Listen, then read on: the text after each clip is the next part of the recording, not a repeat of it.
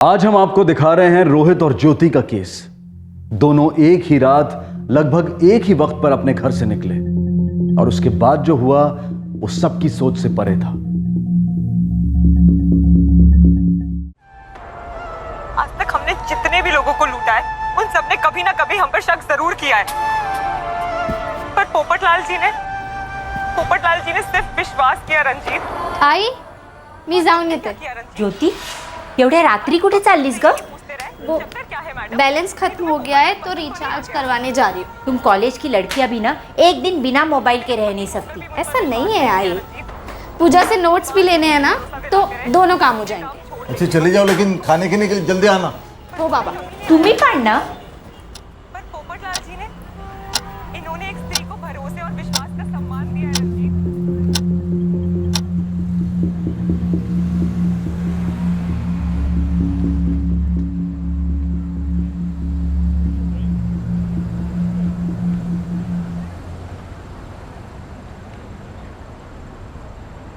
रोहित, कहाँ जा रहा तू? बाबा वो एक कस्टमर का कॉल आया था, बोला पाइपलाइन में लीकेज है तो वही जा रहा हूँ। और अभी थोड़ी देर पहले तो आया है तू। हाँ बाबा, पर वो रेगुलर कस्टमर है ना, अर्जेंट भी है तो जाना पड़ेगा। यहाँ पास में ही है, सांता क्रूज में। तू आते वक्त दूध लेके आना। आई मला वेळ लागेल, तू खुद ही लेना ये तो। अरे ये रोहित आजकल सीधी तरह बात ही नहीं करता। जवान लड़के को हर बात पे टोकना ठीक नहीं, थोड़ा समय दे उसको, खुद ही समझ जाएगा।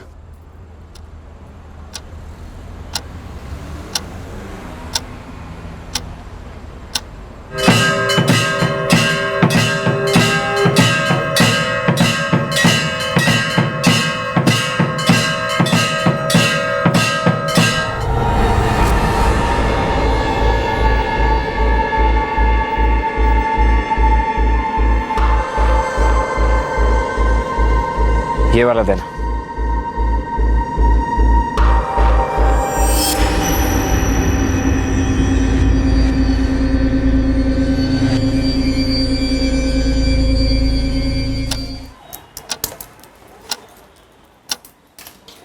लक्ष्मी, काय झालं? ज्योति नहीं आई अभी तक। जरूर पूजा के साथ गप्पे लड़ाने बैठ गई होगी।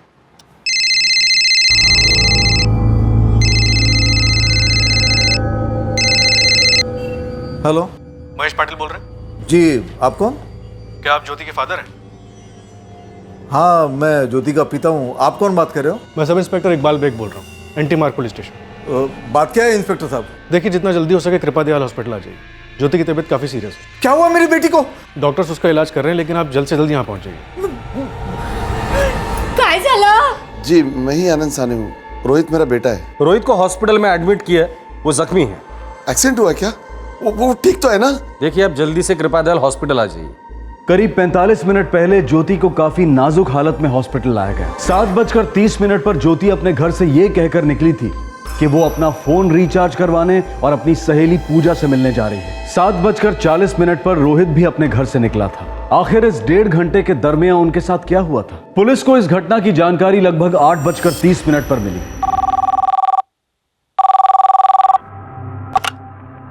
सब इंस्पेक्टर इकबाल बेग, एंटी मार्ग पुलिस स्टेशन। धारावीचा रामबाव पार्क है ना, वहां पे एक लड़की लहूलुहान पड़ी हुई है। किसी ने चाकू मार दिया उसको। कब हुआ ये? अभी 5 मिनट पहले। लेकिन उसको चाकू मारने वाला इधर ही बैठा हुआ है। ठीक है, हम लोग पहुंच रहे हैं वहाँ। तब तक तुम एक काम करो, कुछ लोगों को साथ में लेके उस आदमी को वहीं रोकने की कोशिश करो, और अगर ऐसा ना हो सके तो कम से कम उसकी एक फोटो ले लेना। क्या हमला करने वाला अभी भी वहीं पर है? जी सर।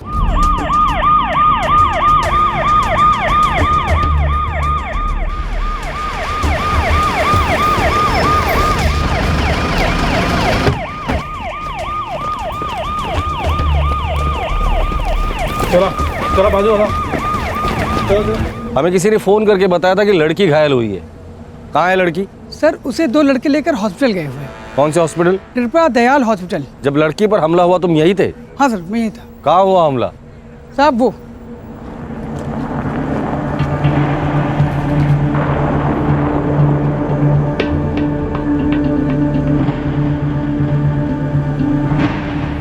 क्या देखा तुमने? साहब मैं तो वहाँ बैठा हुआ था।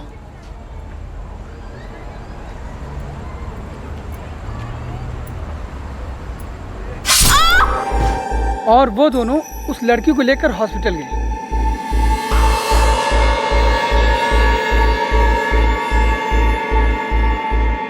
सर, पर्स में एक आईडी मिला है कॉलेज का। ज्योति महेश पाटिल, यही लड़की थी? हाँ साहब, ये वही लड़की है। सर, लड़के का नाम रोहित साने है। इसके वॉलेट से इसका आधार कार्ड मिला। मोबाइल में पापा के नाम से एक नंबर सेव्ड है सर। इकबाल, इस ज्योति के पिता महेश पाटिल को इन्फॉर्म करो, तब तक मैं इस रोहित साने के पिता से बात कर। इस वारदात के वक्त पार्क में मौजूद उस्मान का कहना था कि रोहित ने ही ज्योति पर जानलेवा हमला किया था। रोहित का चाकू खरीदने के पीछे क्या इरादा था, अब यह साफ नजर आ रहा था। लेकिन अब भी कुछ बातों से धुंध हटनी बाकी थी। रोहित ने अपने आप को बुरी तरह से जख्मी क्यों किया था? इस घातक हमले का कारण क्या था?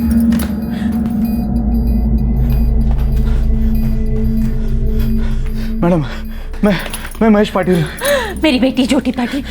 फोन बहुत बह गया था साहब, इसलिए आप लोग की राह देखते या फिर एम्बुलेंस का वेट करते, तब तक कुछ भी हो सकता था। आप दोनों ने बहुत अच्छा काम किया जो उसे यहाँ लेकर आए। Very good. मैं महेश पाटिल, ज्योति पाटिल मेरी बेटी कुठे थी? ऑपरेशन थिएटर में। वो ठीक तो है ना साहब? उसका कोई एक्सीडेंट हुआ है क्या? किसी लड़के ने उस पर चाकू से हमला किया है। चाकू से? कशी है माझी ज्योति? लड़की की कंडीशन काफी क्रिटिकल है। देवा। देखिए, हम पूरी कोशिश कर रहे हैं। एक्चुअली पेट में काफी घाव हैं और ब्लीडिंग भी हो रही है। डॉक्टर, क्या हम ज्योति को देख सकते हैं? आई एम सॉरी, अभी नहीं। डॉक्टर, रोहित की तबीयत कैसी है? He is out of danger, लेकिन फिर भी कुछ घंटे ऑब्जर्वेशन में रखना होगा। क्या हम उससे बात कर सकते हैं? अभी तो वो बेहोश है, होश आने में कुछ घंटे लगेंगे। Excuse me.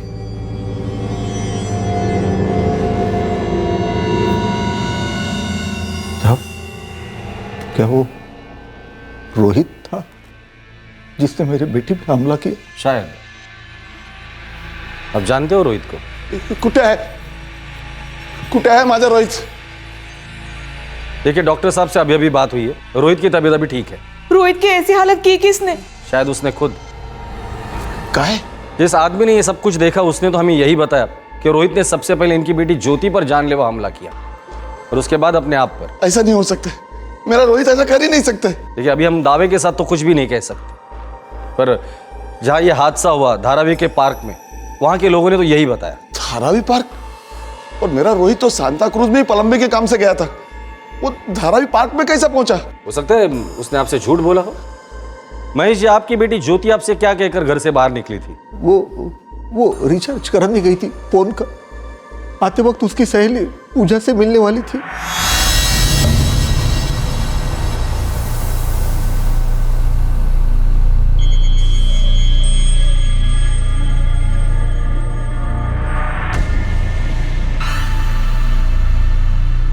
रोहित और ज्योति घर से कुछ और कहकर निकलते हैं और कहीं और जाकर मिलते हैं। ये समझना मुश्किल नहीं कि ये दोनों एक दूसरे को अच्छे से जानते हैं, और मुझे लगता है आप दोनों भी एक दूसरे को बहुत अच्छे से जानते हो।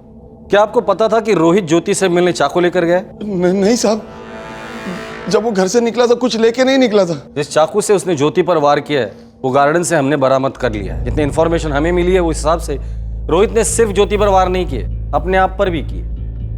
क्यों?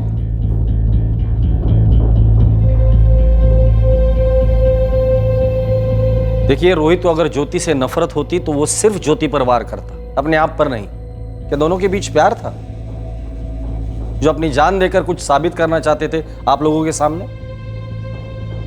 आपकी बेटी ने आपसे कहा था कि वो अपनी सहेली पूजा से मिलने जा रही थी।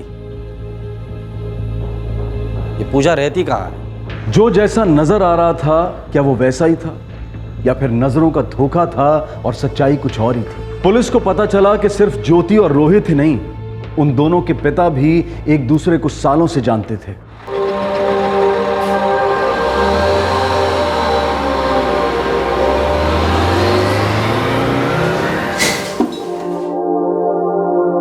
आनंद साने और महेश पाटिल एक ही गांव के थे, पड़ोसी थे, एक अरसे से एक दूसरे को जानते थे। दोनों एक बेहतर जिंदगी की तलाश में मुंबई आए थे। महेश एक कंपनी में प्यून था और आनंद एक स्टेशनरी शॉप में काम करता था। ज्योति कॉलेज के फर्स्ट ईयर में पढ़ रही थी। महेश और आनंद की सालों की दोस्ती के बावजूद ज्योति और रोहित में कभी भी ज्यादा बातचीत नहीं हुई थी। रोहित एक हार्डवेयर स्टोर में प्लम्बर का काम करता था। 1 साल पहले तक तो वो दोनों एक दूसरे को जानते तक नहीं थे, बातचीत भी नहीं करते थे। लेकिन फिर पिछले साल मैंने और आनंद ने गणपती में साथ में गांव जाने का प्रोग्राम बनाया। हो महेश भाऊ, तुमचा विचार खूप छान आहे। अब मैं भी बहुत दिनों से गांव जाने का सोच ही रहा हूँ। अरे कसला विचार करतोय? हर साल हम गांव में 5 दिन के गणपति की स्थापना करते हैं। इस साल तू भी आ जाना, साथ में जम के पूजा करेंगे। बढ़िया रहेगा महेश भाई, इधर तो कभी अपन पप्पा को घर पे ला ही नहीं पाते। अरे तूने गांव के छोड़ दिया, सारे रिवाज सारे त्योहार मनाना ही भूल गया तू। अपने आप छूट गया सब। क्या है, काम में फुर्सत ही नहीं मिलती। पर महेश भाऊ, इस बार गांव जाने का बड़ा मन कर रहा है। अरे मन कर रहा है ना, तो बस मैं तेरा पक्का समझू? अरे हाँ, लेकिन वो तेरा दुकान का मालिक तुझे छुट्टी तो देगा ना? मालिक मेरा अच्छा है, मुलासारखा मानतोय मला।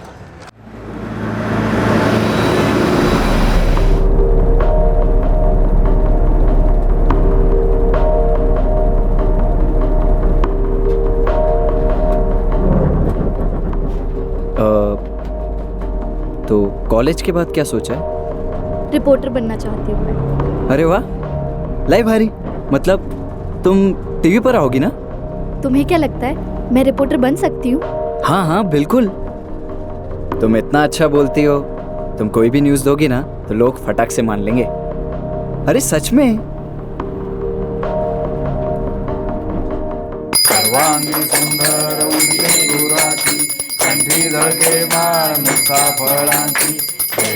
जय देव जय मंगल मूर्ति हो श्री मंगल मूर्ति, दर्शन मात्रे मनोकामना पूर्ति। जय देव।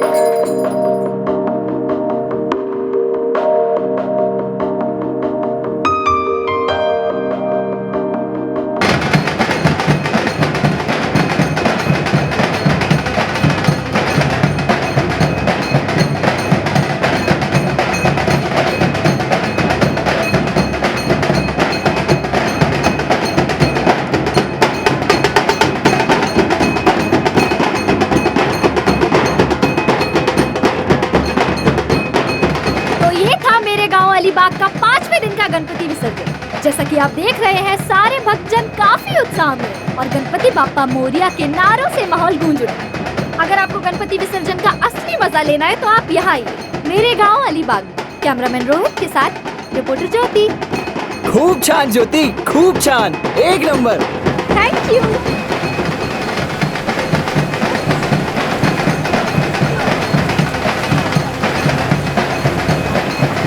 सी लो ना। हाँ।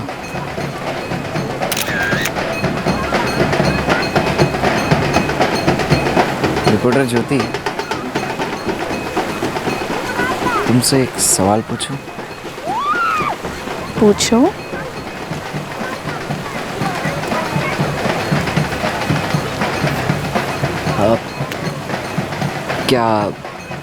क्या तुम मुझे पसंद करती हो? पहले तुम बताओ, क्या तुम मुझे? हाँ, बहुत ज़्यादा। मुझे तो लग रहा है कि हमें गणपति 10 दिन के लिए बिठाना चाहिए था। कितना और टाइम मिल जाता तुम्हारे साथ बात करने के लिए। अब तुम बोलो। हाँ।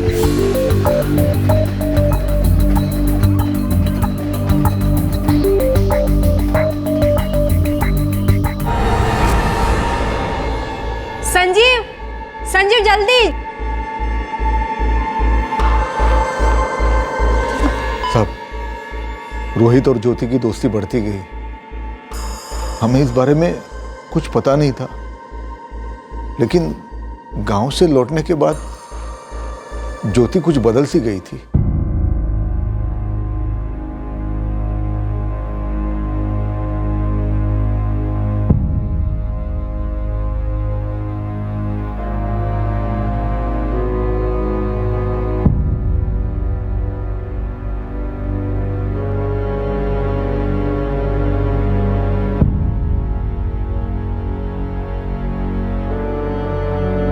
नहीं मिंटी, आई एम सॉरी, गलती मेरी है।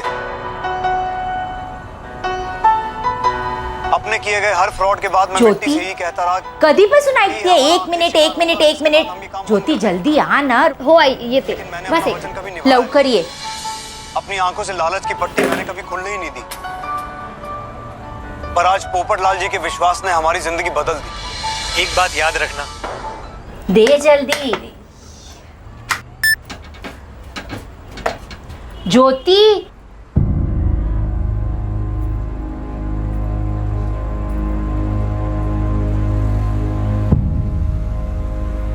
वो पापा गांव में गणपति पे मिले थे, तभी से दोस्ती हो गई। बेटा ये दोस्ती तेरे लिए सही नहीं है। ऐसा क्या बोलता है बाबा, क्या गलत है इसमें? इसमें क्या गलत है वो तुझे नहीं दिख रहा है, लेकिन मैं देख पा रहा हूँ। पहले जब अपने घर में अखबार आता था तो कूद पड़ती थी, हर एक खबर पढ़ती थी, हमें सुनाती थी। टीवी पर कोई भी नई न्यूज देखती थी तो कितने चाव से बताती थी हमें, लेकिन अभी तेरा कोई इंटरेस्ट ही नहीं है इसमें।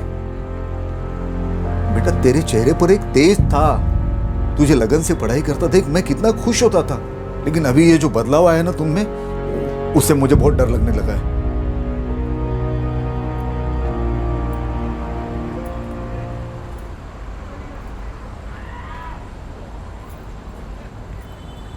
ज्योति बेटा, मैं समझता हूँ ये उम्र ही ऐसी है। तेरे लिए ये वक्त मजा करने का नहीं है, मेहनत करने का है, जिंदगी बनाने का है। मानता हूँ कि मुश्किल होता है खुद को संभालना, लेकिन इस वक्त अगर खुद को संभालेगी ना तो जिंदगी आसान हो जाएगी। हाँ देख, तू कॉलेज में पढ़ रही है, वो कभी कॉलेज नहीं गया, प्लम्बर है। सोच कितना कमाता होगा। सिर्फ कुछ दिनों की खुशियों के लिए तू अपने पूरी जिंदगी की खुशियों को अनदेखा कर देगी? जब सही वक्त आएगा ना, तुझे सही लड़का मिलेगा जो तेरे लायक होगा। देख बेटा, हमारा काम तुझे आगाह करना था, बाकी तू खुद समझदार है, जो तुझे ठीक लगे वही करना।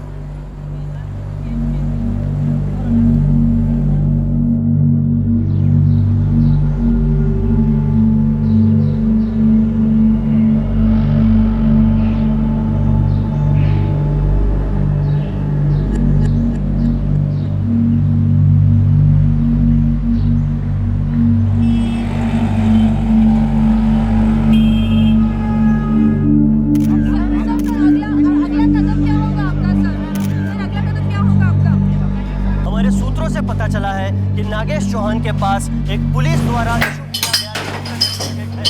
ये क्या चल रहा है? सारे टाइल्स कॉस्टली है, ढंग से करो ना, सारे टूट जाएगा। क्रिमिनल रिकॉर्ड्स का कोई जिक्र नहीं है और जो भी गुनहगार होगा उसे तुरंत पकड़ा जाए।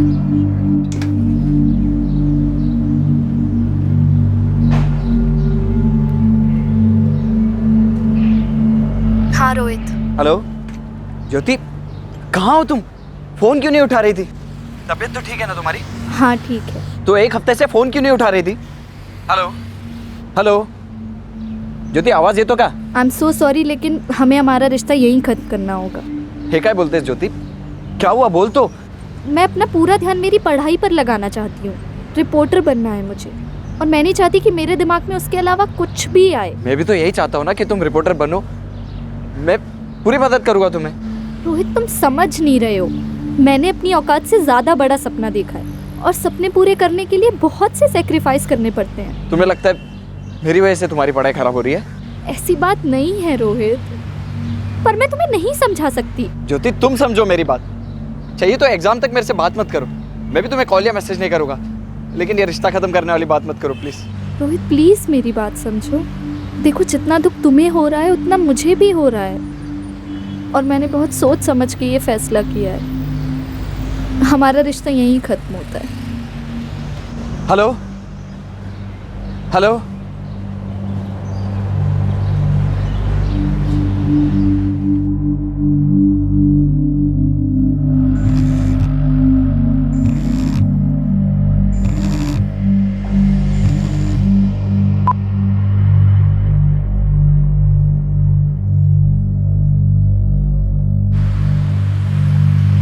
तेरे पास एसपी सर के नोट्स हैं क्या? हाँ।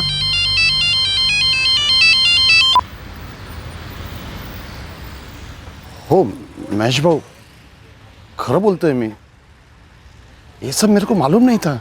जानता हूं आनंद, देख ये मत समझना कि मैं रोहित की शिकायत कर रहा हूं तुमसे। अरे दोनों बच्चे समझदार हैं, लेकिन ज्योति ने एक फैसला कर लिया है, उसे अभी उसके करियर पे ध्यान देना है। और ये बात उसने रोहित को कई बार समझाई है, लेकिन वो समझ नहीं पा रहा है। अरे बार बार उसे फोन करता है, और इन सारी बातों का ज्योति के पढ़ाई पे असर हो रहा है। देखो तुम रोहित को समझा दो। मैं आज ही रोहित से बात करता हूँ। जब ज्योति तेरे साथ नहीं रहना चाहती तो तू क्यों उसके पीछे पड़ा है? मैं कोई पीछे नहीं पड़ा उसके। ज्योति भी मेरे को पसंद करती है, बस उसकी सोच बदल गई है। महेश काका ने बदल ली। कारण जो भी हो, पर बात तो यही है ना कि वो तेरे साथ नहीं रहना चाहती।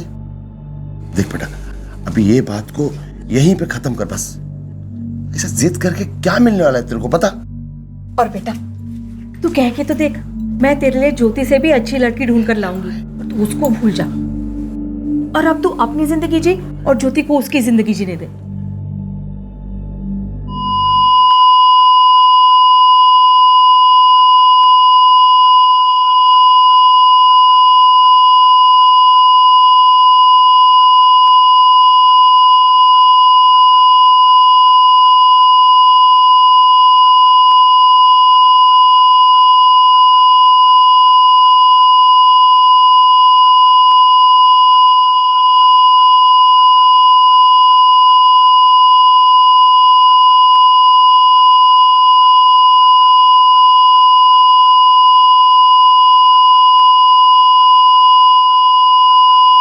ज्योति की ब्लीडिंग रोकी नहीं जा सकी और आखिरकार उसने ऑपरेशन थिएटर में ही दम तोड़ दिया। रोहित की जान को अब कोई खतरा नहीं था, लेकिन वो अब तक होश में नहीं आया था कि पुलिस उससे कुछ पूछताछ कर सके, ये जान सके कि आखिर उस रात उन दोनों के बीच हुआ क्या था। ज्योति घर से ये कहकर निकली थी कि वो फोन रिचार्ज करवाने और अपनी सहेली पूजा से मिलने जा रही है, नोट्स लेने। क्या रोहित की तरह ज्योति ने भी अपने घर पर झूठ कहा था, या वो वाकई उस रात पूजा से मिली थी?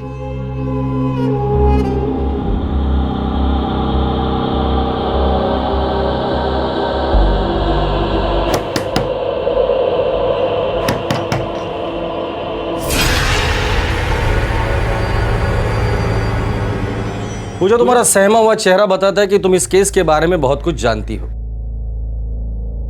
रोहित और ज्योति एक दूसरे से प्यार करते थे, लेकिन ज्योति ये रिश्ता तोड़ना चाहती थी। इनफैक्ट वो तोड़ भी चुकी थी, राइट?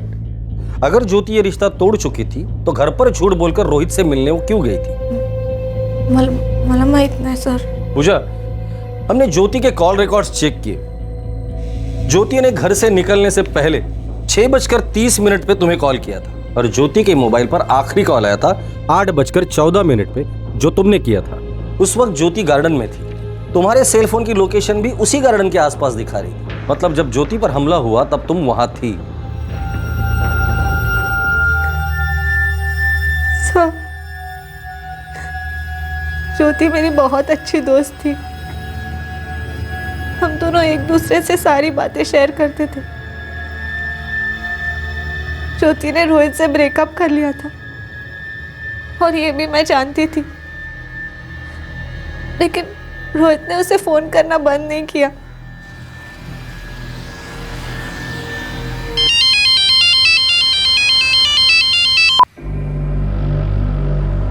क्यों फोन काट रही है उसका? भांडन बिंडन झालं की काय?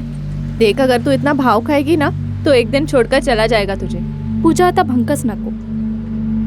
मैं मानती हूँ कि मैं रोहित को पसंद करती हूँ, लेकिन आई बाबा की बात बिल्कुल ठीक है। ये रिलेशन मुझे मेरे करियर से भटका देगा, इनफैक्ट भटका रहा है। काय ग, काय बोलतेस? तबीयत बिबीयत बरी है ना? कहीं तू आई बाबा के दबाव में आकर तो ये डिसीजन नहीं ले रही? नहीं ग, देख, रोहित से ब्रेकअप का दुख मुझे भी है, पर यही मेरे फ्यूचर के लिए सही है। ठीक है, अगर तूने सोच ही लिया है तो देख, तू एक काम करना, तू रोहित से बात कर ले, एक बार बता दे उसे सब कुछ। देख, इस तरह से फोन काटने से क्या फायदा? तुझे क्या लगता है मैंने उससे बात नहीं की होगी? पर वो नहीं समझ रहा मेरी बात। तब तो तू ठीक कर रही है। जवाब ही मत दे उसके फोन का, क्या कर लेगा? थक कर फोन करना ही बंद कर देगा। वो सब तो ठीक है पूजा, पर एक बात का डर है मुझे। किस बात का डर? ज्योति किस डर की बात कर रही थी?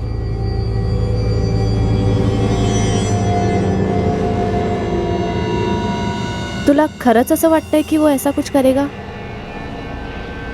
माहित नाही ग, लेकिन वो समझ ही नहीं रहा है। मैसेज पे मैसेज भेजता रहता है, कॉल करता रहता है। अभी तो दुख जता रहा है इस उम्मीद में कि शायद मेरा डिसीजन बदल जाएगा, पर ऐसा नहीं होगा ना पूजा। मुझे तो डर है कि कहीं गुस्से में कुछ। फिर तू एक काम करना, उसे कह दे कि तेरे सारे फोटोज तुझे भेज दे या फिर तेरे सामने डिलीट कर दे। मैं भी तो यही चाहती हूँ ना पूजा, लेकिन उससे बात करूँगी तो वो फिर वही इमोशनल बातें करेगा। मग काय करायचं आता? तू एक काम कर,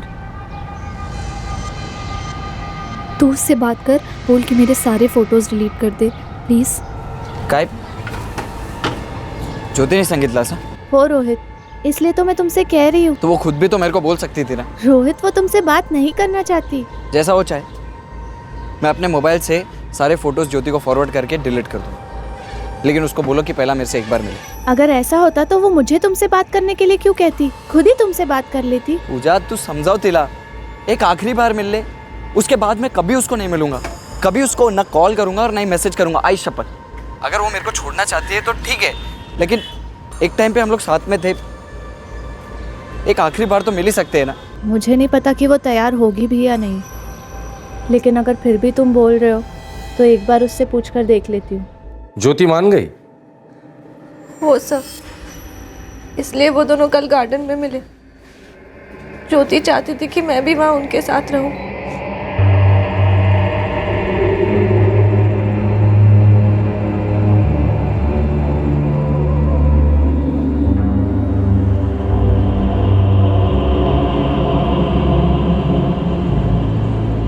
और ये रोहित चाकू लेकर आया था ज्योति से मिलने?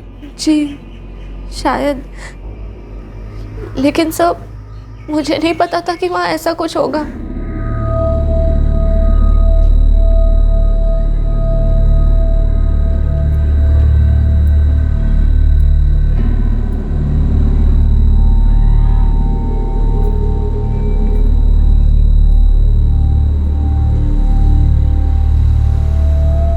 सब मैं चाहती थी कि वो दोनों खुलकर बात कर सके, इसलिए मैं थोड़ा दूर जाकर बैठ गई।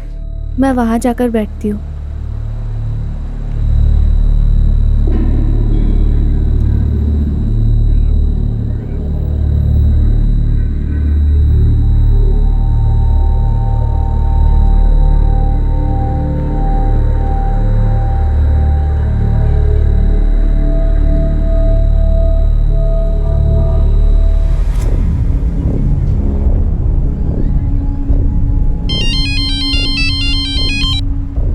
हेलो।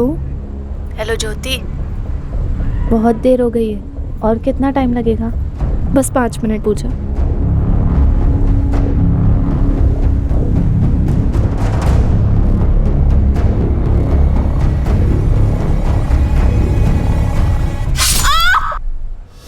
मैं बहुत घबरा गई थी सर, मुझे समझ नहीं आया कि ये सब कैसे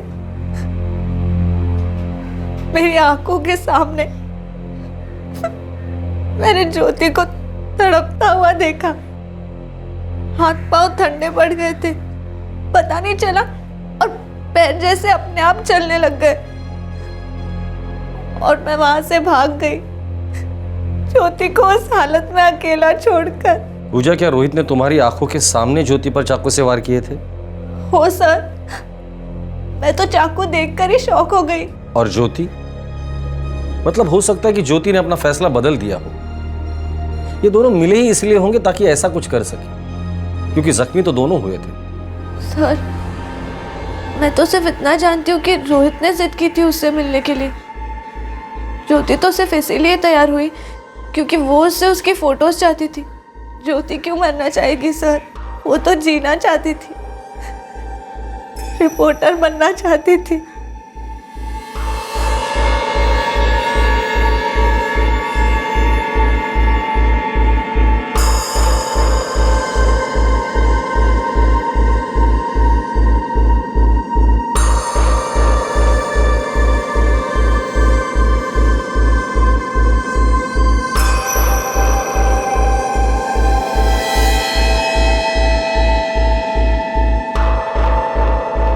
ज्योति मर चुकी है, किस बात का अफसोस है? ज्योति मर गई उस बात का, या तुम बच गए उस बात का?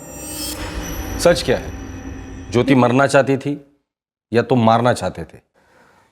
ज्योति सिर्फ मेरे से दूर होना चाहती थी।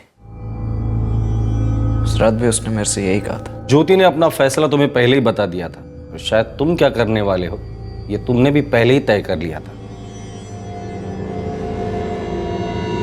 मैं वहां जाकर बैठती हूँ।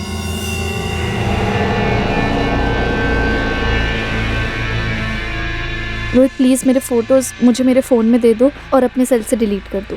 तुम्हें डर है ना कि मैं तुम्हारे फोटोज का गलत इस्तेमाल करूंगा, तुम्हें ब्लैकमेल करूंगा? एकदम क्राइम रिपोर्टर की तरह ही सोचने लगी हो तुम। देखो मैं जानती हूँ तुम्हें बुरा लग रहा होगा, पर मैं नहीं चाहती कि गुस्से में कुछ भी ऐसा हो जो हम दोनों के लिए अच्छा ना हो। कितना गिरा हुआ समझती हो ना तुम मुझे। ऐसी बात नहीं है रोहित। तो कैसी बात है ज्योति? ज्योति, मैं तुम्हें नुकसान पहुंचाऊंगा? नुकसान तो तुमने पहुंचाया है मुझे। कितना आसान था ना ये फैसला लेना तुम्हारे लिए। तुम्हारे बाबा, तुम्हारा करियर सब अहमियत रखता है। मैं कुछ नहीं हूं ना तुम्हारे लिए। यहाँ तक कि तुमने मुझे ये तक नहीं बताया कि मेरी गलती क्या थी जो ये सजा दी है तुमने। मैंने कहा तो तुम्हारी कोई गलती नहीं है, मैं बस अपने करियर पे फोकस करना चाहती हूँ। और मेरा प्यार ध्यान भटका रहा है। हेलो। हेलो ज्योति। बहुत देर हो गई है, और कितना टाइम लगेगा? बस 5 मिनट। 5 मिनट पूछा।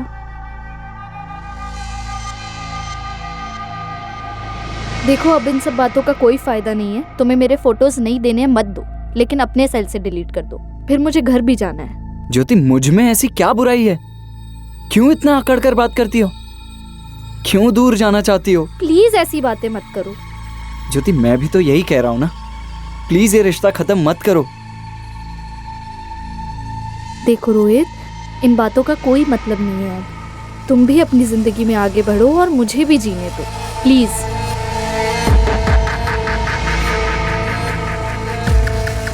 मेरी इतनी विनती के बाद भी वो नहीं मानी। मैंने तय कर लिया था कि अगर हम साथ जिएंगे नहीं तो साथ मरेंगे। मैंने मार दिया उसे। क्या मिला उसे मारकर? वो मिली या सुकून मिला? सुकून तो तुम्हें जिंदगी भर नहीं मिलेगा, और सिर्फ तुम्हें ही नहीं, तुम्हारे माँ बाप को भी। जीत गए तुम, सच्चे आशिक हो गए तुम ना, तुम सिर्फ एक खूनी हो। एक बात समझ में नहीं आती, अगर कोई किसी से प्यार करता है तो वो उसे चोट पहुंचाने की सोच भी कैसे सकता है? ज्योति का तुमसे दूर रहने का फैसला सही था। उसके एक इनकार ने तुम्हें इतना अंधा बना दिया कि तुमने तो उसे जान से ही मार डाला। तुम क्या उसके साथ जिंदगी बिताते? ज्योति जीना चाहती थी, कुछ बनना चाहती थी। अगर तुम उससे प्यार करते ना तो उसे समझ पाते, और नहीं समझ पाते तो कम से कम उसके फैसले की इज्जत करते। वाकई में अगर तुम उससे प्यार करते तो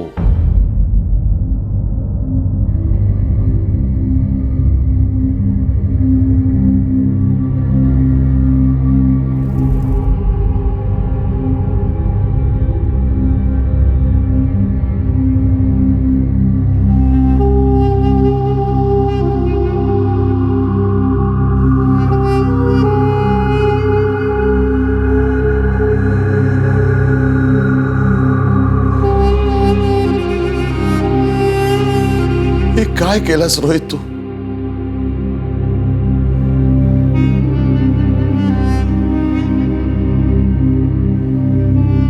रोहित इस वक्त पुलिस की हिरासत में है। उस पर आईपीसी की धारा 302 के तहत हत्या के चार्जेस लगाए गए हैं। रिश्तों में चोट खाया इंसान जब दर्द से उभरने की बजाय उस दर्द को पालने लगता है, तब उसके मन में उमड़ रहे जज्बात को पढ़ पाना आसान नहीं होता। न तो रोहित के माँ बाप ने, न ज्योति के माँ बाप ने, और ना ही खुद ज्योति ने कभी ऐसा सोचा होगा कि रोहित इस हद तक जा सकता है। रोहित की पॉजिटिवनेस को प्यार कहना सरासर गलत होगा, क्योंकि प्यार जिंदगी संवारता है, जिंदगी देता है, जिंदगी लेता नहीं। जिससे प्यार है उसी शख्स को जान से मार कर या तबाह करके प्यार तो वापस मिलने से रहा। जरा सोचिए रोहित को क्या मिला ज्योति की जान लेकर? जिंदगी भर का अफसोस, पछतावा। इस जुनूनी ख्याल को कभी बढ़ावा नहीं देना चाहिए जो दिल में सिर्फ नफरत पैदा करता है।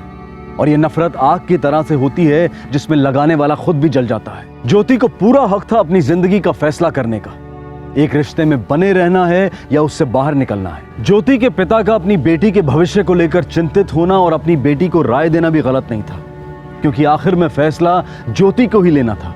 उस पर किसी तरह का कोई दबाव नहीं डाला गया था। रोहित के माता पिता भी इस बात को अच्छी तरह से समझते थे और उन्होंने भी रोहित को समझाने की पूरी कोशिश की, लेकिन अफसोस रोहित ने किसी की नहीं सुनी।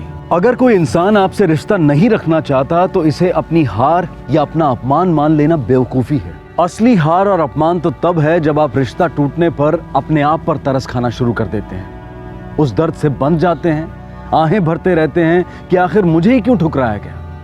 और यही नकारात्मक और निराशावादी रवैया ही इंसान की असली हार और अपमान है।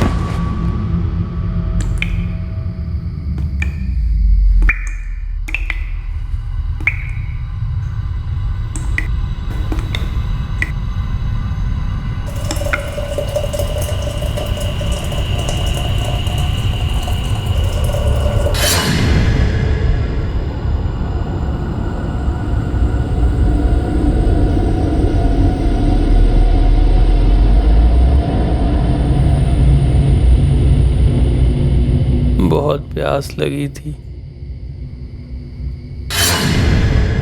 ऐसा लग रहा है गले में आग लगी है।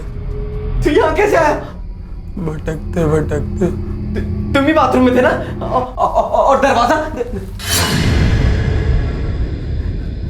मैं यहाँ आया ही नहीं क्योंकि मैं तो हूँ ही नहीं। अजय, मैं जिंदा नहीं हूँ। तुम उनको बता दो, तुम बता दो मुकेश मर चुका है। तुम बताओगे ना?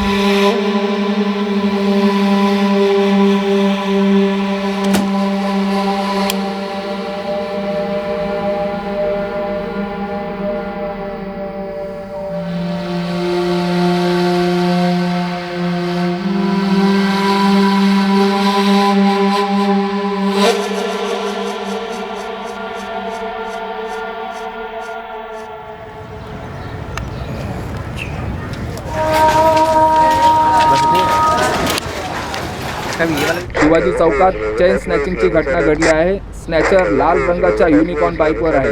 बाईक चालवणारा आणि मागे बसलेल्या मुकेश शर्मा हमारा बेटा परसों से घर नहीं लौटा है साहब. फोन भी बंद आ रहा है. कहीं किसी काम से मुंबई के बाहर आना जाना है उसका? जी नहीं साहब, मुकेश ऑटो चलाता है. आप मुकेश के पिताजी हैं और आप? सर हमारा नाम किशोरीलाल यादव है. हम दयाराम के दोस्त हैं साहब, एक ही गांव के. हम सभी यूपी से आए हैं साहब काम की तलाश में. यहीं प्रगति नगर की चाली में रहते हैं. कोई खास दोस्त हो सकता है, किसी दोस्त के साथ कहीं गया हो? सर हमारा बेटा अजय मुकेश का बहुत ही खास दोस्त है. उसके अलावा उसका और कोई खास दोस्त नहीं है. अजय करता क्या है? टैक्सी चलाता है साहब. इस वक्त अजय कहाँ है? साईं बाबा के दर्शन करने शिरडी गया है साहब. हमने उसको फोन लगाया था, उसने बताया कि उसे मुकेश के बारे में कुछ नहीं पता. मुकेश हर बात अजय को बताता है साहब. पता नहीं इस बार काहे कुछ नहीं बोला. ये अजय शिरडी कब गया? परसों गया है साहब. जब मुकेश घर नहीं लौटा तो सबसे पहले फोन हमने अजय को ही लगाया था साहब. अरे आओ दया आओ, खाना खाओगे? दाल बना रहे. किशोरी हाँ. अजय घर लौटा है का? कब है का? आज तो शाम को गाड़ी लगा दिया. घर आया, हाथ मुंह धोया और दर्शन करने चला गया शिरडी साईं बाबा के.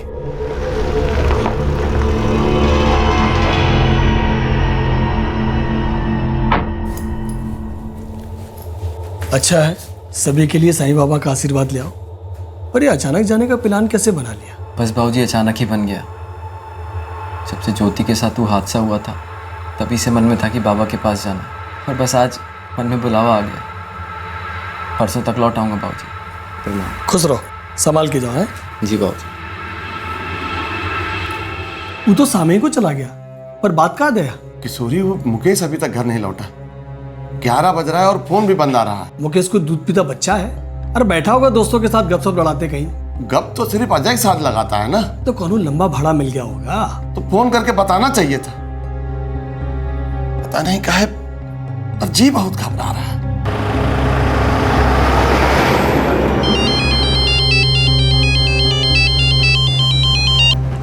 हाँ बाबूजी. तुम्हारा मुकेश से कौन बात हुआ था का? कौन बारे में बाबूजी? अरे मुकेश अभी तक घर नहीं लौटा है बेटा. दया बहुत परेशान है.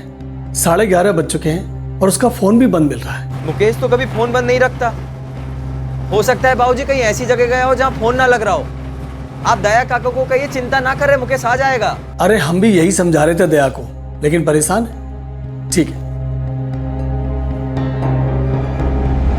परसों सुबह घर से निकला था धंधे पर, अभी तक नहीं लौटा है. फोन भी बंद आ रहा है. साहब मुकेश और अजय कभी भी अपना फोन बंद नहीं रखते और हर रोज अपना काम खत्म करके लगभग टाइम से घर लौटाते. देखिए हो सकता है किसी काम में फंस गया हो या फोन की बैटरी खत्म हो गई हो. फिर भी हम लोग मुकेश को ढूंढना शुरू कर देते. लेकिन हाँ, मुकेश अगर घर लौटा है तो तुरंत हमें बता दीजिए. कामड़े हॉस्पिटल और मॉर्ग रूम चेक करना और ये फोटो सब जगह सर्कुलेट कर दो. हो सर. देखिए आप लोग भी घर चले जाइए. अगर मुकेश की कोई खबर मिलती है तो आपको इन्फॉर्म कर देंगे.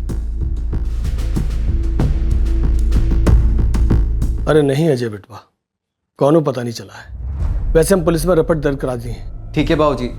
अगर कुछ पता चले तो हमका फौरन मोबाइल कीजिए. अभी हम दर्शन के लिए जा रहे हैं और दया काका को कहिए चिंता ना करें, मुकेश घर आ जाएगा.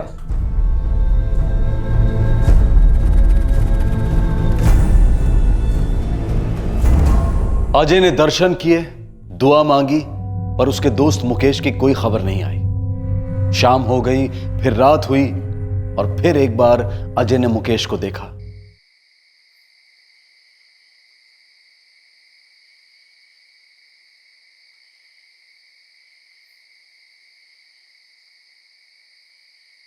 तुमने नहीं बताया ना? अजय, अजय उनको बता दो मैं नहीं मिलूंगा. मुझे ढूंढने की कोशिश ना करें. हाँ?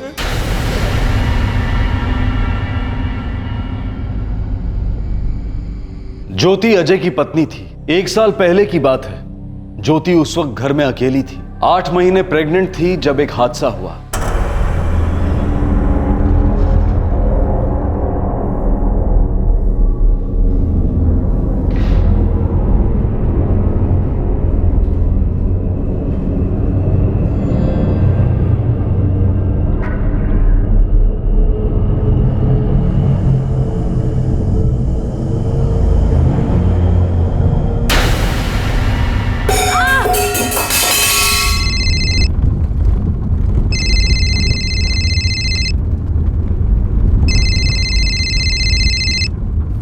हाँ ज्योति बोल।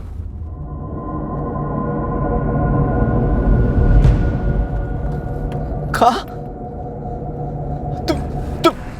तुम चिंता ना कर, हम अभी पहुंचे वहां पे। अजय तुम टेंशन में गाड़ी मत चलाओ, हम सीधे वहीं पहुंच रहे हैं। और सुनो, हम बाबा और किशोरी काका को भी बोल देंगे। हाँ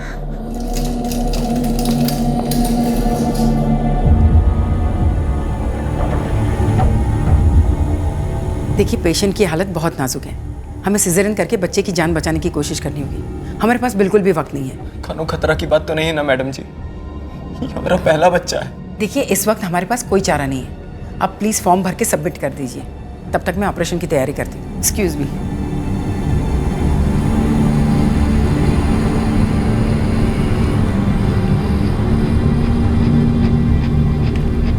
अजय तुम हौसला रखो, सब ठीक हो जाएगा। बेटा बहू कैसी है? काका डॉक्टर ऑपरेशन करके बच्चा निकाल रहे हैं। ज्योति भाभी की हालत बहुत नाजुक है।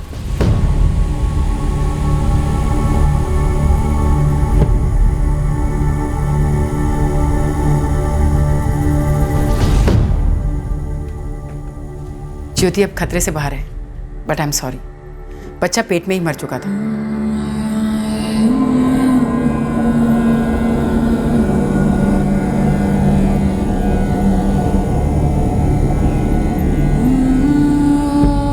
सब हमारी गलती है, हमने ध्यान नहीं दिया।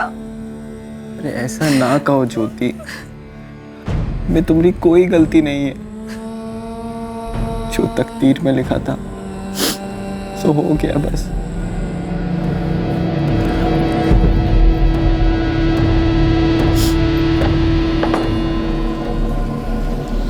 यार मुकेश, तुम्हारी ज्योति भाभी अभी भी सदमे में है। हमारी मानो तो ज्योति भाभी को गांव भेज दो।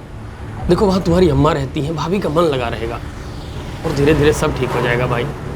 यहाँ रहेंगी तो बार बार वही सब याद आएगा। बेटा अजय, मुकेश जो कह रहा है ना वो गलत नहीं कह रहा। बहू आजकल बहुत उदास रहती है। अरे तो क्या करे बेचारी, तुम बाप बेटा दिन भर घर से बाहर रहते हो, वो घर में अकेली, उदास तो होगी ना। इतना बड़ा हादसा हुआ, कैसे भूल पाएगी?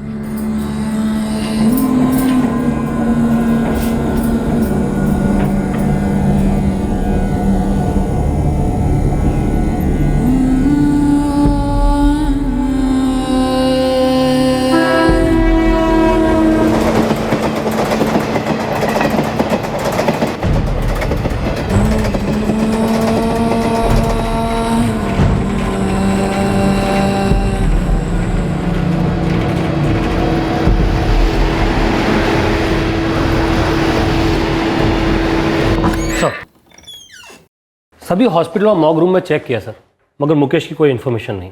Call record? सर 1 दिसंबर को रात 9:30 बजे उसका फोन स्विच ऑफ हुआ सर। कहाँ? सूचकवाड़ी के आसपास सर। हम उस इलाके के सारे ऑटो ड्राइवर से भी बात कर रहे हैं। किसी पे शक करे ऐसा कोई नंबर? नहीं सर, ज्यादातर फोन कॉल उसके घर वालों और अजय को ही किए गए। ये रिक्शा खुद की है या किराए की? किराए की है सर। कांस्टेबल भोसले को भेजा है रिक्शा के मालिक से बात करने के लिए। ये मेरी रिक्शा है जो मुकेश चलाता है। कब लौटाई उसने आपको रिक्शा श्रीकांत जी? शाम को 7:30 बजे शिफ्ट खत्म होती है, लेकिन 1 दिसंबर को 8:30 बजे मुकेश आया था और गाड़ी और चाबी लौटा कर चला गया।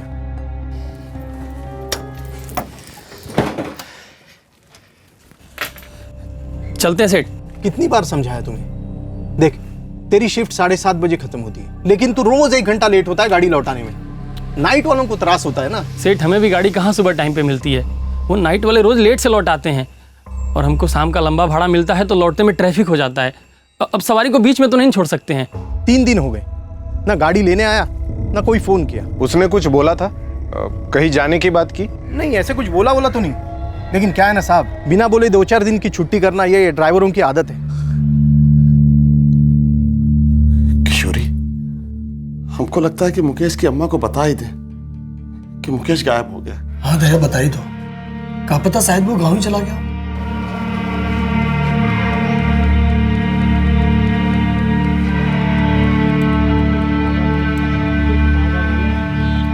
गायब कैसे हो सकता है जी? सब ठीक तो है ना? कौनो ठीक नहीं है सरला, 3 दिन से मुकेश का कौनो पता नहीं है। लेकिन वो कुछ तो बोल कर गया होगा ना, आप कहीं डांट वाट तो नहीं दिए उसको? नहीं नहीं, ऐसे कोनो बात नहीं हुई है। पुलिस को बता दिए हैं, वो भी ढूंढ रहे हैं उसको। क्या बोल रहे हैं आप? हमको लगा कहीं गांव वाँव तो नहीं पहुंच गया, इसके लिए फोन किए थे। आपको बिना बताए गांव काहे आएगा जी? अच्छा सुनो, तुमको कुछ पता चले और कुछ सुनाई दे उसके बारे में तो तुरंत हमको फोन मिलाना। हाँ, गांव भी नहीं गए हैं मुकेश। गजेंद्र। हाँ माँ। तुम्हारे मुकेश भैया तुम्हें फोन किए थे का? नहीं तो काहे का बात है? यहाँ आने वाने की कुछ बात हुई थी का? नहीं, हमरे मुकेश भैया से तो कोनो बात नहीं हुई थी। है राम, तो फिर कहाँ चला गया? अरे हमको क्या पता अम्मा।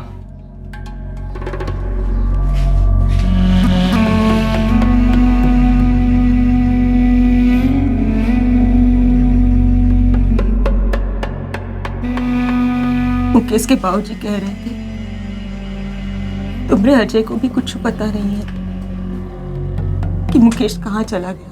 का? अजय ने हमें कुछ नहीं बताया, ना ही उसके बाबूजी ने। 3 दिन से कुछ अता पता नहीं है हमरे मुकेश का। हमें भी आज ही पता चला।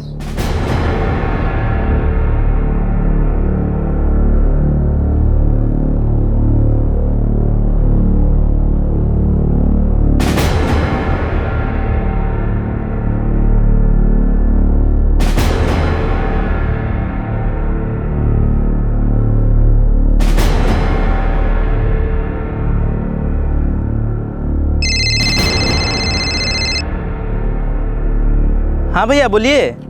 गजेंद्र तुमसे कुछ बात करनी है। हाँ कहिए ना भैया, क्या बात है? घर में सब ठीक है ना? हाँ सब ठीक है घर पर, आप बोलिए। अभी नहीं, मैं तुमको बाद में फोन करता हूँ।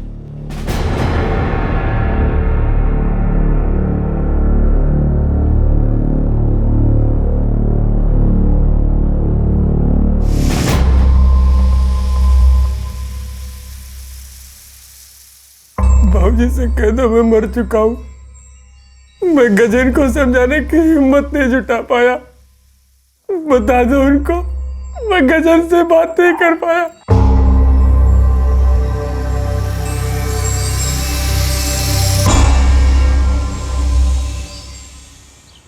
एक दिसंबर रात 8:30 बजे ये मुकेश शर्मा श्रीकांत मात्रे के रिक्शा लौटाता है और घर जाने के बजाय वो सूचकवाड़ी में आता है या यहाँ से गुजरता है। और सर लगभग उसी समय रात को 9:30 बजे उसका फ़ोन स्विच ऑफ हो जाता है, क्योंकि यही उसके फ़ोन की लास्ट एक्टिव लोकेशन है सर। कब समझ में नहीं आ रहा है, रात 9:30 बजे सुनसान इलाके में ये मुकेश शर्मा क्यों आया होगा? है क्या यहाँ?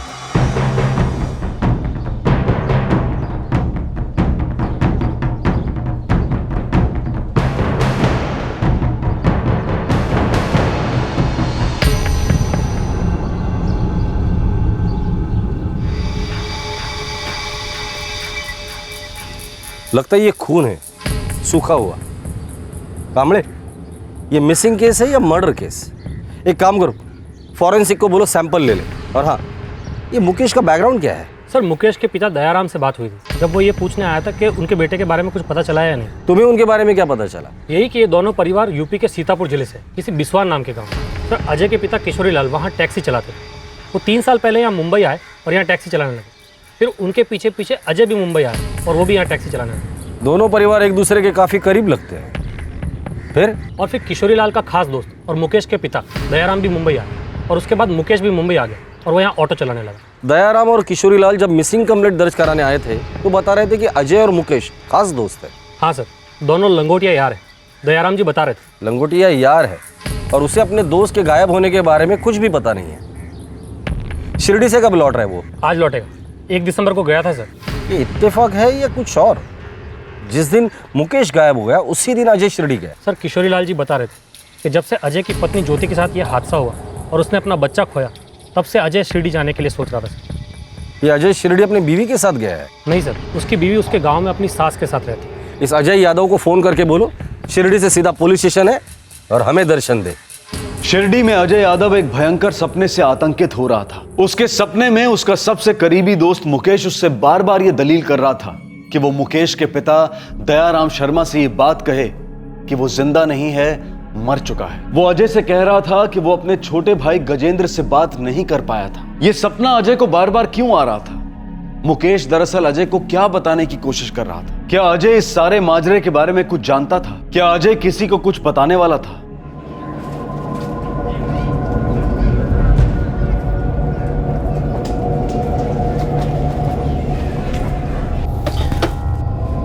आ गया तू?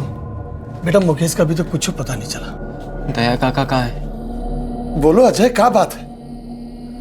अजय, क्या तुझे पता है कि मुकेश क्यों गायब हुआ है? जल्दी बताओ अजय।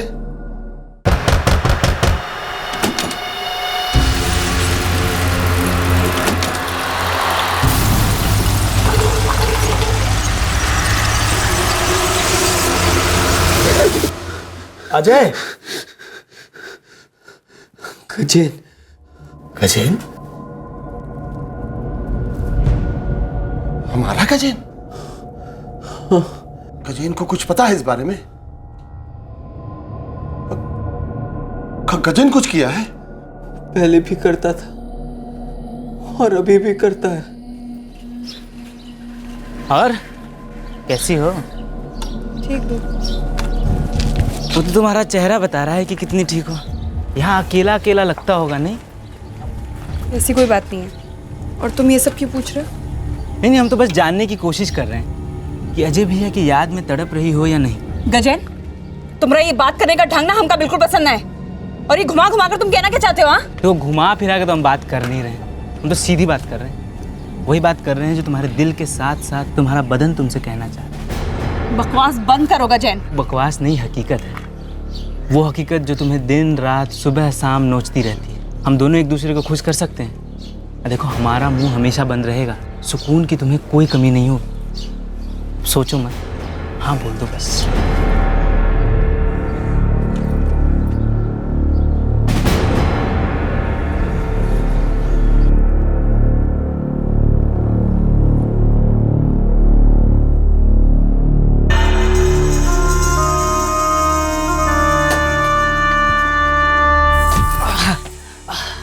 औकात में रहो गजेन, वरना हम तुम्हारी अम्मा को सब बता देंगे। कह देते हैं हम।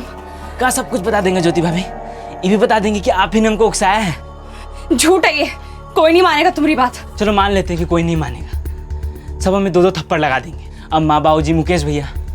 लेकिन आपके पतिदेव अजय भैया, उनकी एक शक भरी नजर आपके लिए 100 थप्पड़ के बराबर है। वो हम पर कभी शक नहीं करेंगे, समझे तुम? अरे आपको ऐसा लगता है? मर्द का दिमाग तो हमारे पास है, आपके पास नहीं। देखना चाहती हैं कैसे अजय भैया का दिमाग घुमा सकते हैं? निकल जाओ यहाँ से गजेन, अभी निकल जाओ।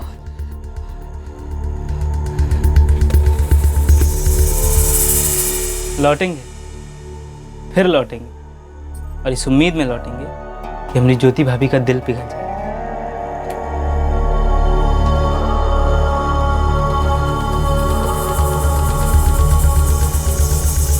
कहाँ बक रहे हो अजय तुम? ज्योति खुद हमसे शिकायत की है ही बारे में।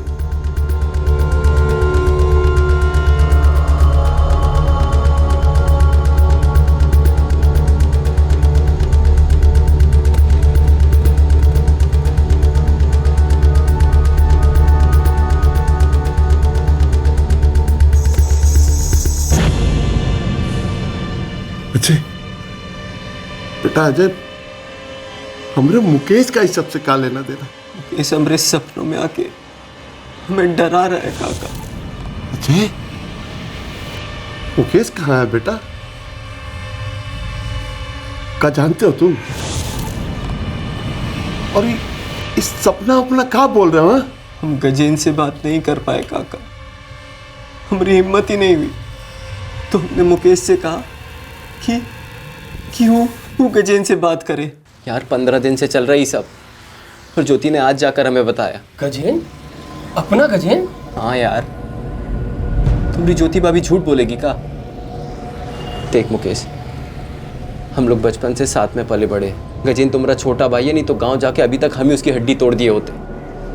बेहतर यही होगा कि तुम उसे बात करो और बोलो कि आज से अभी से ये सब बंद होना चाहिए।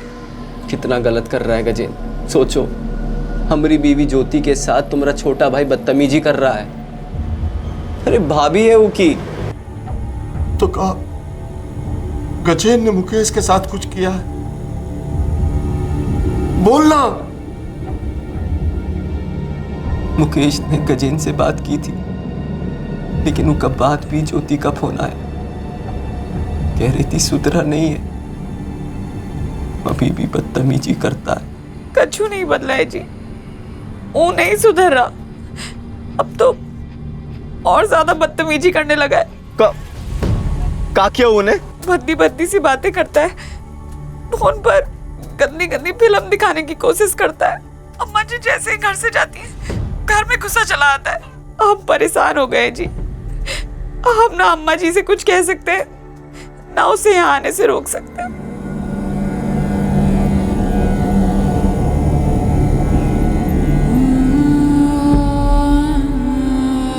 देखो अजय, गजेन अभी बच्चा है, वो ठीक से बड़ा भी नहीं हुआ है, लेकिन उसको एक दिन समझ में आएगा कि क्या सही और क्या गलत। सही का हो सकता है? हाँ, जो हो रहा है हद से बाहर और गलत हो रहा है, और ये बच्चा समझ के माफ करने वाली तो बात ही ना करो मुकेश।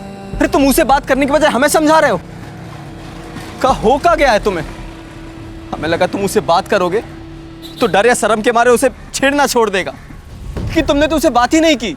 अजय, हम उससे बात करेंगे, हम उससे बात करेंगे भाई, इतना पारा मत चढ़ाओ। तो क्या करें? इंतजार करें कि कब वो हमारी पत्नी का बलात्कार कर दे? शुभ बोलो अजय।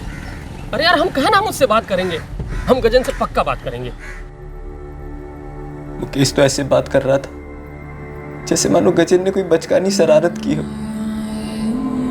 बगीचा से आम बाम तोड़ा।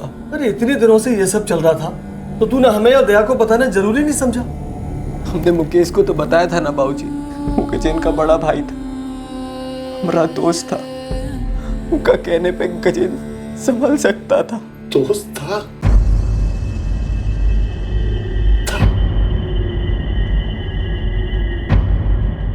का क्या मतलब है अजय?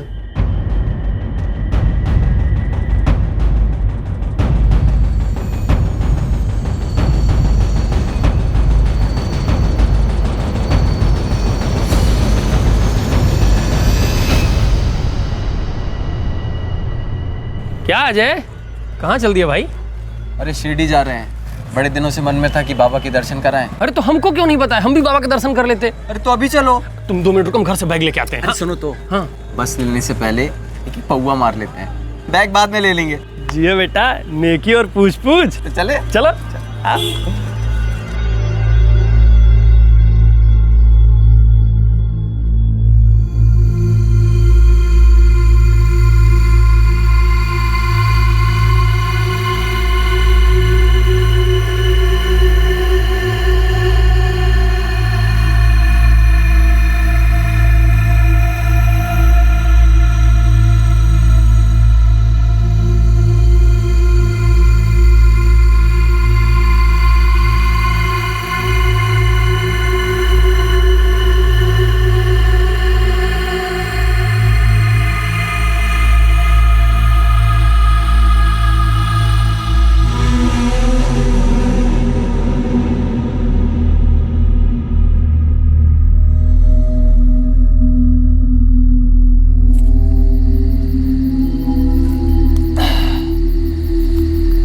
अजय, हम बाबूजी को फोन करके बता देते हैं कि हम भी तुम्हारे साथ शिरडी जा रहे हैं और हम घर आ रहे हैं बैग लेने। अरे रुक अभी आज नहीं जाते, कल जाएंगे। कहाँ? आज बहुत चढ़ गई है और तुम दो में दो दिखाई दे रहे हो। एक तुम और तुम्हारे पीछे वो तुम्हारा भूत। अबे भूत कुछ नहीं होता है, ये सिर्फ दिमाग का खेला होता है या नशा का। अच्छा ठीक कह रहे हो, आज ज्यादा हो गई है, कल चलेंगे। कल जाएंगे? कल जाएंगे।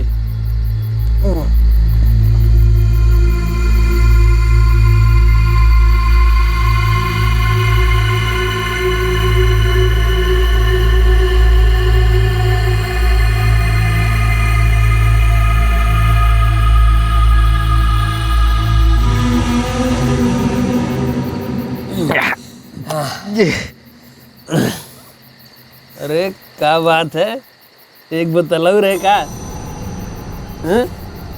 बोतल नहीं, हाँ कुछ और है। क्या है? ये तो छुरा जैसा दिख रहा है। पर एक ही दिख रहा है, दो दो नहीं। छुराई है हाँ और एक ही है हाँ। जो तुम्हारे 2 टुकड़े कर देगा।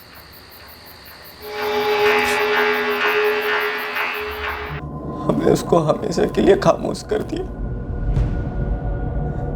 लेकिन उस रात से हम सो नहीं पाए। बार बार हमरे सपनों में आता है, डराता है हमको। हमरे मुंह से एक शब्द तक नहीं निकल पाता। गला दबाता है वो हमरा। आपको दया दया दया दया सवाल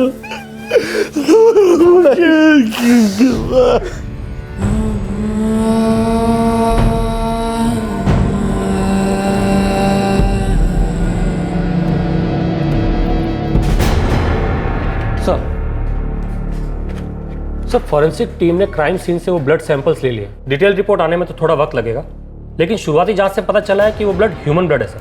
अजय की कोई खबर? नहीं सर, कोई खबर नहीं। वैसे एक और बात थी सर। क्या? सर अजय के फोन रिकॉर्ड्स निकले। 1 दिसंबर की रात 9:30 बजे जब मुकेश का फोन सूचकवाड़ी के पास स्विच ऑफ हुआ सर, उस वक्त अजय के फोन लोकेशन भी सूचकवाड़ी के पास थी सर। मतलब ये अजय जरूर कुछ जानता है, उठवाओ उसे।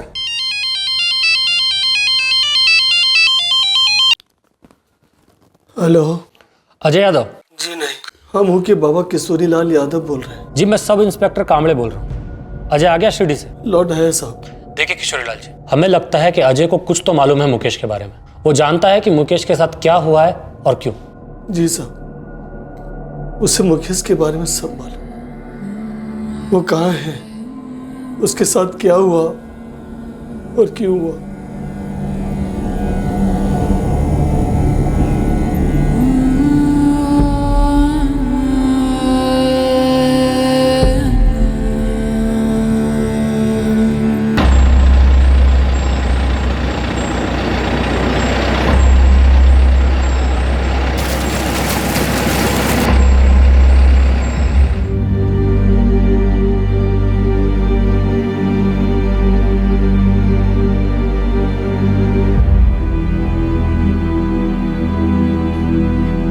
कम एक बार तो कह दिए होते ज्योति, एक इशारा ही कर देती। हमने उनसे कहा था अम्मा जी, अब हम क्या जानते थे कि बात इतनी आगे बढ़ जाएगी। आप ही कहिए अम्मा जी, हमारी क्या गलती थी। वो हमारे पति है, उनसे ना बताते तो किससे बताते।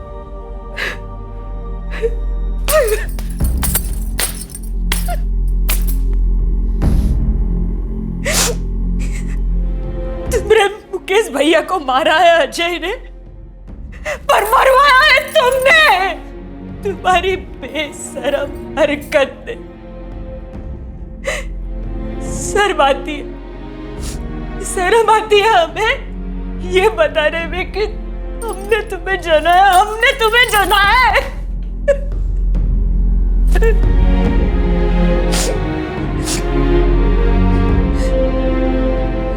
मुकेश हमेशा से हमारा अच्छा बेटा था। वो तुमसे बात नहीं कर पाया क्योंकि उसे भी शर्म आती होगी। तुम्हारी शर्मनाक हरकत पे, तुम्हारे घिनौनेपन पे और इस शर्मनाक चुप्पी की कितनी बड़ी सजा मिली मेरे मुकेश को। सब तुम्हारी वजह से, तुम्हारी वजह से, तुम्हारी वजह से।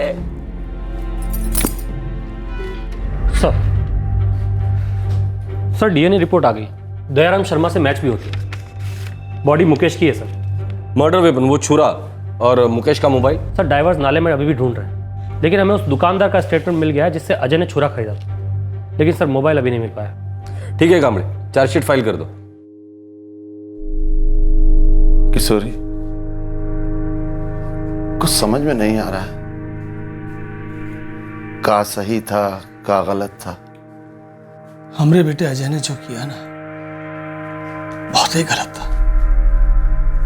कम से कम एक बार हमसे कह तो दिया होता। मुकेश भी तो हमसे कुछ कह सकता था ना। ये मामला सुलझाया जा सकता था दया, पर कहा कर बैठा हमारा बेटा अजय, क्या कर दिया उसने।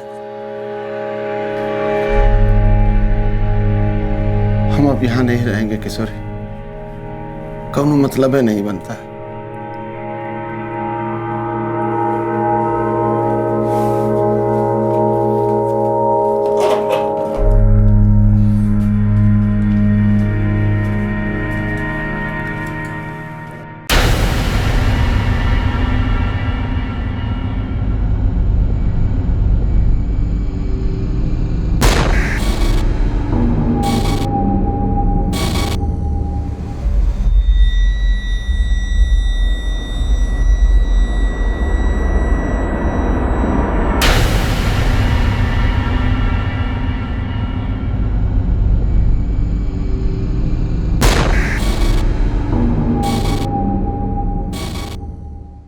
संताप, सताना, तंग करना, बदतमीजी, अश्लील हरकतें, भद्दे प्रस्ताव। एक आदमी के इस बर्ताव से एक औरत बेहद परेशान थी। उसने हजारों मील दूर रह रहे अपने पति को यह बात बताई। पति को लगा कि समस्या को हल करने के लिए सताने वाले के बड़े भाई को यह बात बतानी चाहिए, जो कि उसका जिगरी दोस्त था। लेकिन बातें नहीं हुई। एक कत्ल हुआ और उस कत्ल का अंजाम यह हुआ कि पति अजय को भयंकर सपने आने लगे, जहां सपने में मारा गया आदमी मुकेश उससे बार बार यह कह रहा था कि वो सबको बता दे कि उसने क्या किया है। आखिरकार गुस्से पर पछतावा हावी हुआ और अजय ने सबके सामने आकर अपने जुर्म को कबूल कर लिया।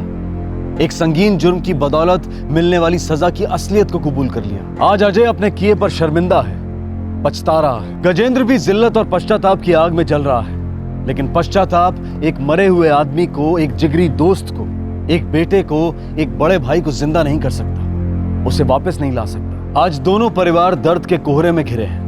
एक परिवार ने अपना जवान बेटा खो दिया और दूसरे परिवार का जवान बेटा अपने किए की सजा जेल में काटेगा। क्या यह दुखद घटना टाली जा सकती थी? बिल्कुल टाली जा सकती थी। ऐसा कोई मसला जब कोई बहुत बड़ा हादसा होने की कगार पर खड़ा होता है, तब वो एक वार्निंग बीप, एक दस्तक जरूर देता है कि मामले को काबू में कर लो, हादसा होने से बचा लो। बदतमीज और बेलगाम गजेंद्र पर घर के बड़े अंकुश लगा सकते थे, लेकिन यह तभी संभव था जब उसकी हरकतें सामने लाई जाती, ज्योति पर हो रही यातनाएं सामने लाई जाती, इस विषय पर खुलकर बातचीत होती और कुछ ठोस कदम उठाए जाते। जरूरी नहीं था कि मुकेश ही गजेंद्र से बात करता, उसके माँ बाप भी बात कर सकते थे, या अजय खुद बात कर सकता था, या अजय के माँ बाप बात कर सकते थे, या कोई तीसरा बात कर सकता था। लेकिन सबसे जरूरी यह था कि बात हो, और वही नहीं हुआ। और हुआ क्या? एक कत्ल जिसने दो परिवारों को मार डाला। अजय यादव को आईपीसी की धारा 302 के तहत हत्या के लिए और धारा 201 के तहत सबूत मिटाने के लिए गिरफ्तार किया गया है। वो पुलिस कस्टडी में बैठा इस केस के फैसले का इंतजार कर रहा है। इस हादसे में हम सबके लिए सीख है कि गुस्से को तूफान बनकर तबाही मत मचाने दो, क्योंकि गुस्सा भी हर तूफान की तरह ऐसा नुकसान पहुंचाता है जिसकी भरपाई दुनिया की कोई ताकत नहीं कर सकती। मैं अनूप सोनी आपसे विदा लेता हूं। आपसे फिर मुलाकात होगी क्राइम पेट्रोल सतर्क में कल रात 11 बजे एक और नए केस के साथ। याद रखें, क्राइम पेट्रोल सतर्क का शनिवार और रविवार का एपिसोड रात 11 बजे ही टेलीकास्ट होगा। देखते रहें क्राइम पेट्रोल सतर्क। सबक एक को सीख हम सबको। जय हिंद। इस तरह के और भी एपिसोड देखने के लिए हमारे चैनल को सब्सक्राइब करें और बेल आइकन दबाना ना भूलें।